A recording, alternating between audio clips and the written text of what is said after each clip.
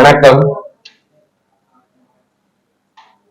இது பிற்படுத்தப்பட்ட மற்றும் மிக பிற்படுத்தப்பட்ட சமுதாயத்தினர் உரிமைக்கான கூட்டமைப்பின் சமுதாய பிரதிநிதிகள் மற்றும் பத்திரிகையாளர் சந்திப்பு.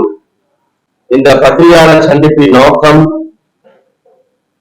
எமது அமைப்பின் கோரிக்கைகள் மற்றும் நடைபெற இருக்கின்ற பாராளுமன்ற தேர்தலில் ஓபிசி சமுதாயங்களைச் சேர்ந்தவர்கள்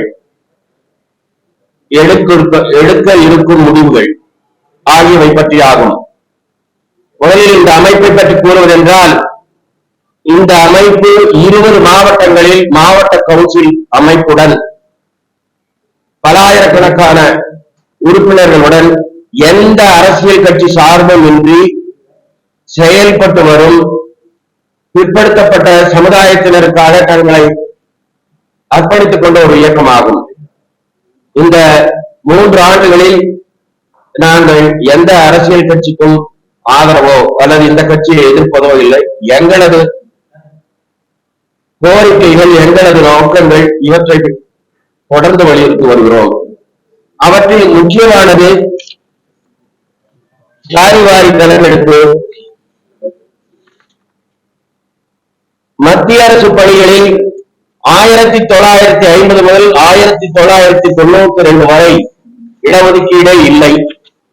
1992 முதல் இன்று வரை 27% இடஒதுக்கீட்டில் மத்திய அரசு பணிகளில் இதுவரை C&D பிரிவில் 18% மட்டுமே கொடுக்கப்பட்டிருக்கிறது.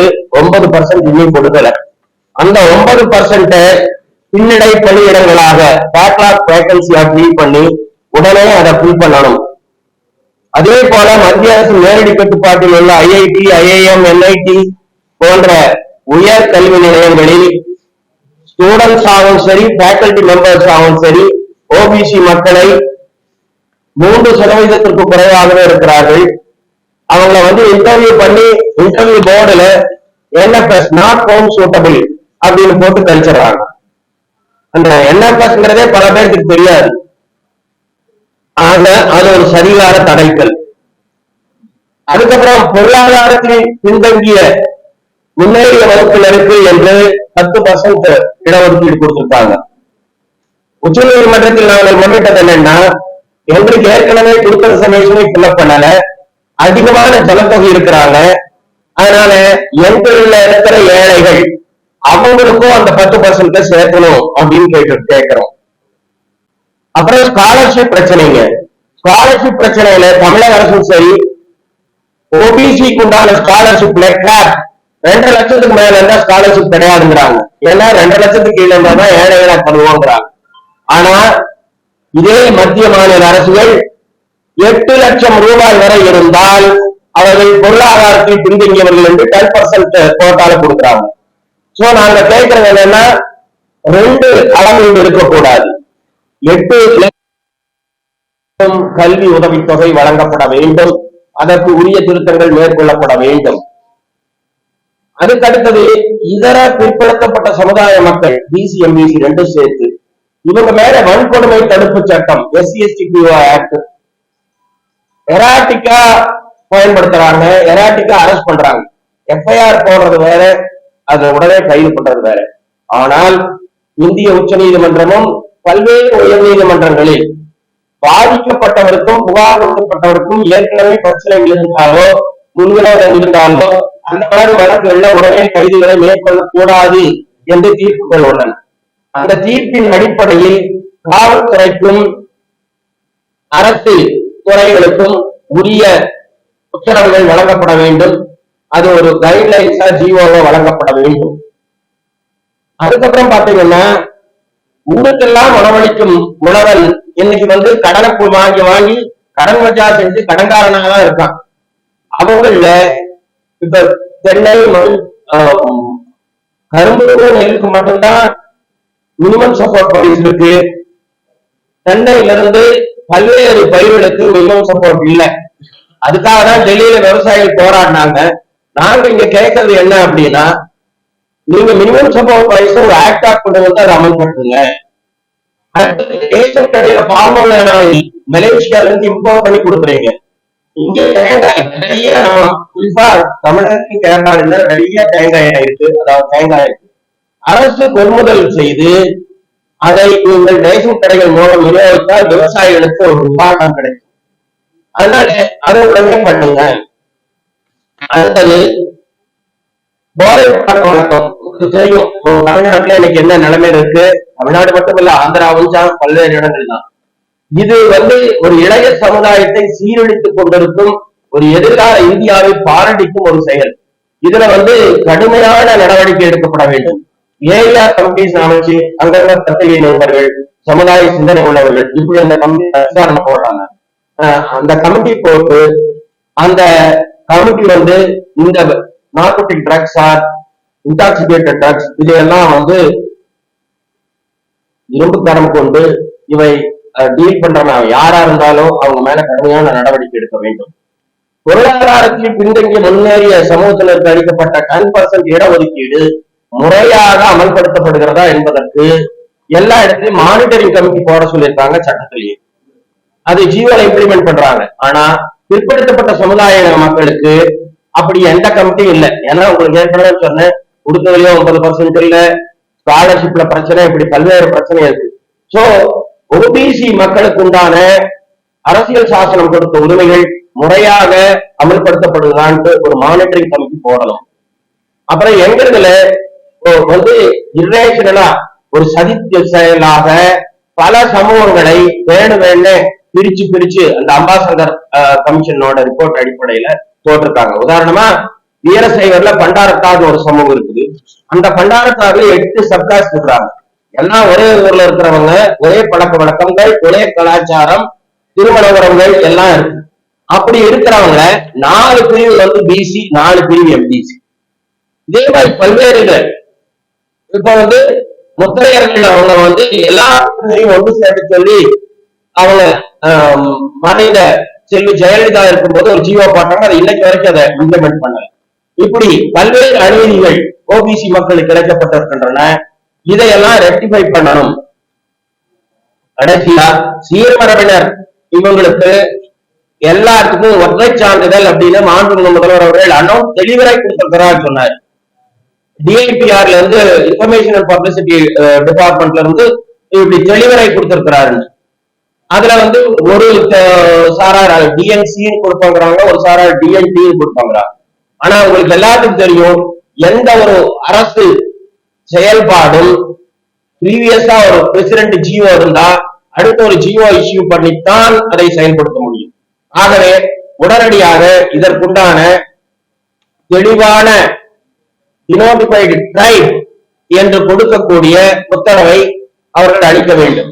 இதையெல்லாம் எங்க கோரிக்கையா பிஜேபியோட லீடர் நேற்று எடப்பாடி பழனிசாமி அவர்களை சந்தித்து அவர்களிடம் மனு கொடுத்துள்ளோம்.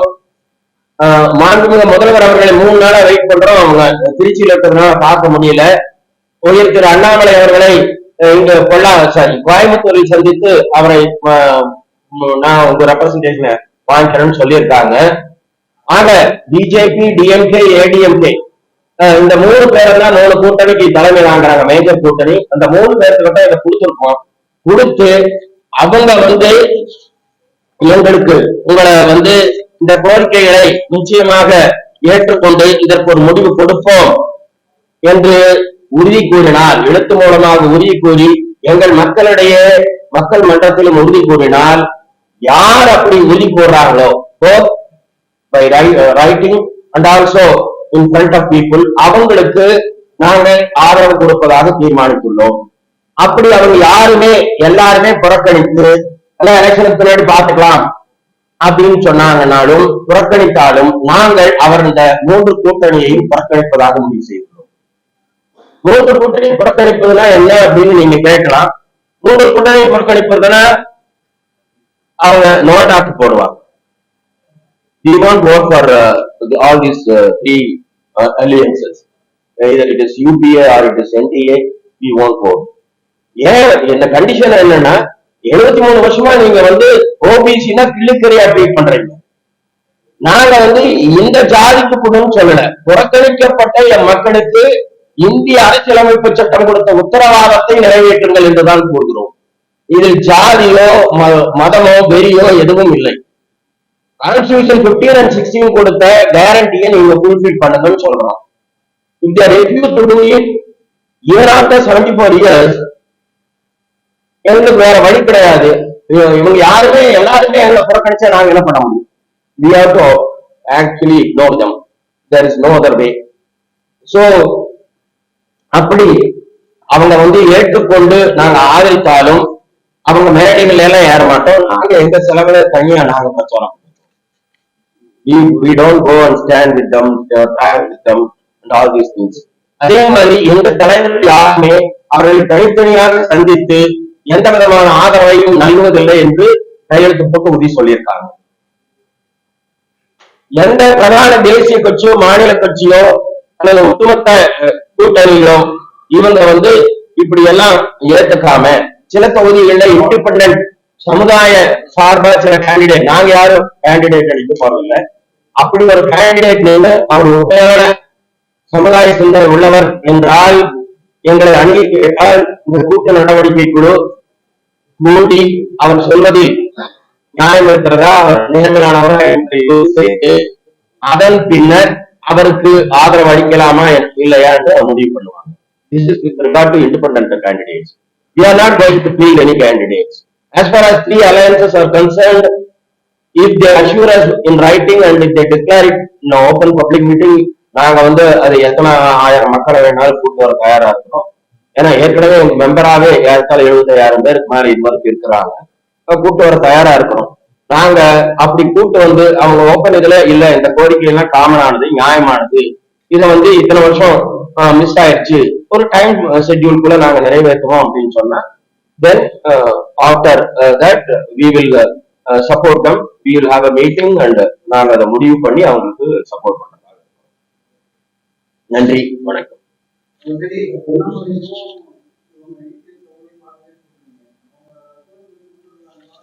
இபிஎஸ் பொறுத்த வரைக்கும் நான் சீஃப் மினிஸ்டர் தான் நிறைவேற்றறேன்னு சொல்லியிருக்கிறாரு.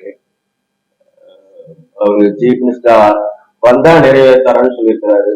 இந்த தேர்தல் அவர் சீஃப் மினிஸ்டர் வர முடியாது, அதனால கொஸ்டினே அரைஸ் ஆகுது. அண்ணாமலை பொறுத்த வரைக்கும் அவர் கோயம்புத்தூர்ல பாக்குறேன்னு சொல்லியிருக்கிறாரு. நேற்று டெல்லியில இருந்து நேரம் கோயம்புத்தூர் போயிட்டாரு, ஒரு 2 நாளா இல்ல. அவங்க ஏற்கனவே காஸ்ட் சென்சஸ் சுப்ரீம் கோர்ட்லயே ஃபைல் பண்ணியிருக்காங்க, அபிடவிட் ஃபைல் பண்ணியிருக்காங்க. அவர் என்ன சொல்றாருங்கிறது நாளைக்கு கோயம்புத்தூர்ல அவர் நாளைக்கு அவர் மனு தாக்கல் பண்றாரா, நாளைக்கு ஈவினிங்ல நாளைக்கு அவர் பார்க்கும்போது தான் தெரியும். சார், இப்ப அந்த என்சிபிசி அமைப்பு நீங்க ஏற்றுக்கொள்கிறீங்களா உங்க கூட்டமைப்பு? அதனால ஏதாவது பயன் உண்டுன்னு நினைக்கிறீங்களா? National commission for backward class sir, அது கான்ஸ்டிடியூஷன் பாடி, நான் ஏற்றுக்கலையோ அதனால ஏதாவது பயன் உண்டுன்னு நினைக்கிறீங்களா? நிச்சயமா அந்த என்சிபிசியோட பயன் இல்லை. ஏன்னா நாங்களே 3 புகார் கொடுத்துருந்தோம், ஸ்பெசிபிக் புகார். அதுல அந்த 3 புகார்லயுமே அவங்க ஒரு புகார்ல அப் டு சீஃப் செக்ரட்டரி வரைக்கும் லெட்டர் எழுதுறாங்க, அப்புறம் கம்முன்னு பேசாம இருந்திருக்காங்க. பாக்கி 2 புகார்கள் என்ன நடவடிக்கை எடுத்தாங்க? அக்னாலஜ்மெண்ட் கூட கிடையாது, இதுவரைக்கும் அக்னாலஜ்மெண்ட் கூட அவங்க கொடுக்கல. எப்படி எஸ்சி எஸ்டி கமிஷன் ஃபாஸ்டா வேகமா இருக்கணும், அந்த அளவுக்கு இது ஒரு கான்ஸ்டிடியூஷன் பாடி 2018 அங்கீகரிச்சாங்க. 2020 வரைக்கும் என்சிபிசி கான்ஸ்டிடியூஷனல் ரெகக்னைசேஷன் இல்ல, ரெகக்னைஸ் பண்ண பின்னாடியும் அது ஒரு டம்மியா தான். உங்க கூட்டமைப்பில் இருக்கக்கூடிய எல்லா ஜாதிகளிலும் ஜாதி கட்சிகள் இருக்கிறது, அந்தந்த ஜாதி கட்சியே இல்லை இருக்காங்க சார். அவங்க ஓட்டை அவங்க பக்கம் திருப்பறதுக்கு ஒரு அணி சார்ந்து திருப்பதற்கு வாய்ப்பு இருக்கு இல்லையா? இல்ல, எங்க உறுப்பினர்கள் ஒவ்வொருத்தருக்கும் டிக்ளரேஷன்லயே நான் இந்த அமைப்புக்கும் என் சமுதாயப்பட்டுக்கும் ஃபெய்த்ஃபுல்லா இருக்கணும்னு இருக்குது. இதுல ஜாதி வெறிங்கிறது கிடையாது. ஏன்னா we are mostly concerned about கல்வி சேர்க்கை, ஸ்காலர்ஷிப்ஸ், ஜாப்ஸ், ஜாப் இருக்கிற ப்ரமோஷன், இதுலதான். அதனால நம்ம ஏன்னா கட்சியெல்லாம் 74 வருஷம் என்ன பண்ணிருக்கிறாங்கன்னு தெரியும், ஜாதிய தலைவர்கள் தெரியும். அந்த ஒருத்தர் அங்க பெரிய பில்டிங் அண்ணா சாலையில வரிசை அளிக்கிறாங்க, லெட்டர் பேரோட, சத்தியமூர்த்தி பவனோட வரிசை அளிக்கிறாங்க. இந்த ஜாதிய கட்சிகள் எல்லாம் பண்ணியிருந்தாங்கன்னா இப்ப நாங்க இப்படி எல்லாம் ஒரு நிலைமை, இப்படி ஒரு முடிவுகள் எல்லாம் எடுக்க வேண்டியிருக்குது இருக்காது. ஜாதிய கட்சிகள் நீங்களே சொல்லிட்டீங்க, அந்த ஜாதிய கட்சிகளை வைத்து அவரவர்கள் பிழைப்புகளை நடத்தி கொண்டிருக்கிறார்கள்.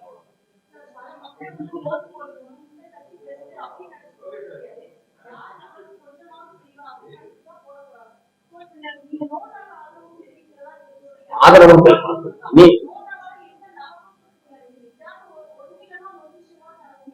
இல்ல, நோட்டானால ஆதரவு அப்படிங்கறத விட ஒரு, அதாவது instead of choosing who is the better devil அப்படின்னு சூஸ் பண்றதை விட not to choose the devils அப்படிங்கிறது எங்களோட பாலிசி. நீங்க நோட்டா போடுறதுனால there is a principle that if nota exceeds the votes polled, then there will be a report. At least வந்து இந்த எவ்வளவு பேர் இந்த ஜனநாயகத்தில் இந்த கட்சிகள் மீது அதிருப்தியாக இருக்கிறார்கள் என்பதையாவது தெரிந்து கொள்ளும். ஏன்னா நாங்க 3 பேரே மாதிரி தான் மாற்றி மாற்றி ஆட்சி அமைப்போம், நாங்க உங்களுக்கு ஒண்ணுமே பண்ண மாட்டோம், ப்ளீஸ் உங்க தளபதி எங்களுக்கு ஓட் போடணும் அப்படின்னு சொன்னா அது எப்படி? நிச்சயமா அதுல எந்த சந்தேகம் இல்லை.